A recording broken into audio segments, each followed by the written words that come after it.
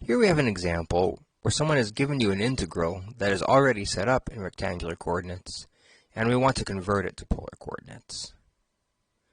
Well, to do that, we're going to start by sketching the region of integration. So the bounds tell us that x is between y and the square root of 4 minus y squared, and that y is between 0 and the square root of 2. And we'll proceed as we always do by sketching these four inequalities. So if I want y greater than or equal to 0, well, that means that I want to be above the x-axis. So say here's y equals 0. Somewhere here is y equals the square root of 2. I want to be below that line. Let me just kind of dash in the y-axis here.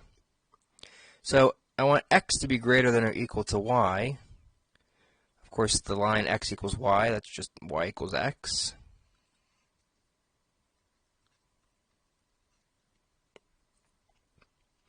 What about this upper bound right here? So if we had x equal to the square root of 4 minus y squared, well, that means x squared is 4 minus y squared, so x squared plus y squared is 4. So that would be a circle of radius 2, and since x is the positive square root, that means we get only the right half of the circle of radius 2. Okay, so I have to be a little bit careful how I draw this because I want to make sure that I hit all these right points here. Notice at this point of intersection of these two lines, that's the point square root of 2, square root of 2. And in fact, that is on this graph here. It's on the circle of radius 2.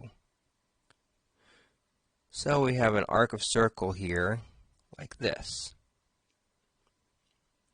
So I want to be to the right of the line x equals y, to the left of this circular boundary, below this top line and above this bottom line here. And so in fact the region we're talking about is this little slice of a circle.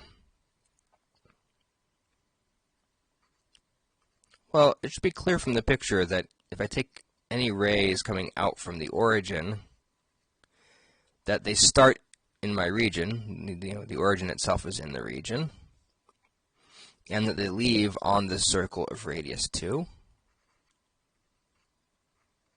And the theta values, well, my region touches up against the positive x-axis, so it starts at theta equals 0. And the largest angle is along the line x equals y, which represents an angle of pi over 4.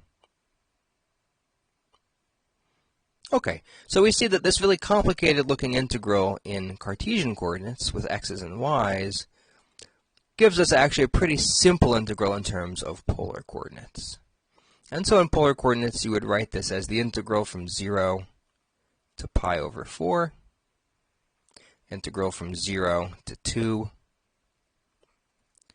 Well, whatever your function is, you would replace x with r cosine theta. You replace y with r sine of theta. And then instead of dx dy, you'll have r dr d theta. And of course, if you had an actual function here, you could actually see what this is and integrate it at that stage. But for this problem, the goal was to just really come up with these bounds in polar coordinates, and so now we're done.